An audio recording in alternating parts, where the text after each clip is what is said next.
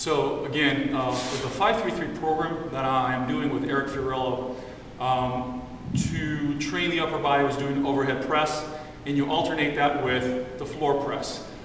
Floor pressing is the only type of pressing I do. I no longer do any bench pressing because if you've ever injured your shoulder injuries happen when your arms go beyond parallel, right?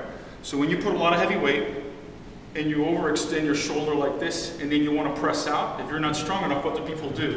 They do this, right? That's how they hurt their shoulders.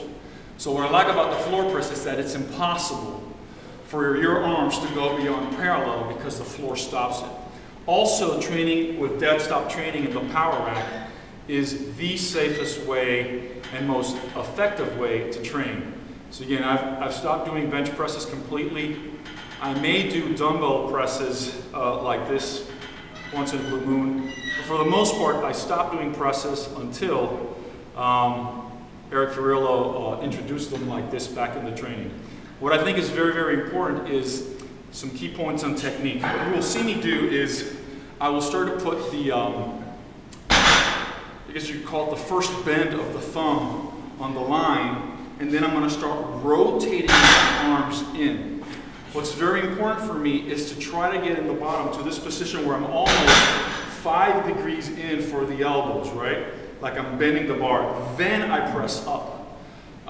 In the bodybuilding realm, the biggest problem I have teaching them is like, hey, I'm used to going like this, and you never lock out so that you never take away the tension to maximize muscle growth. And they are absolutely correct. That is correct for bodybuilding purposes. What I'm trying to do here is, how do I align my bone structure so that everything is perfect, and then I'm going to achieve full lockout and hold it with the bone, which they don't like, because once you get the bone structure, you disengage the muscle, and you interfere with muscle growth. But what I'm trying to do is get one perfect rep, but what I'm trying to do is ensure that everything aligns perfectly. So this is the warm-up weight.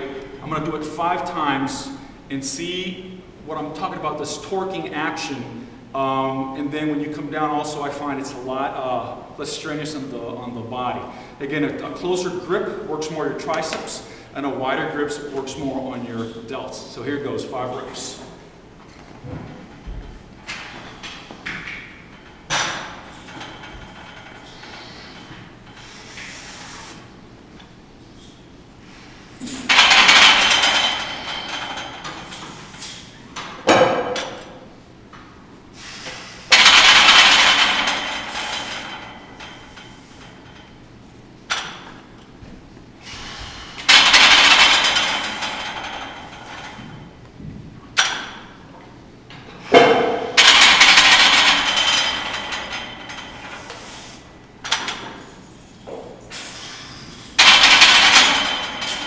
So again, I hope you really saw how my goal is to keep connecting all the joints into one structure.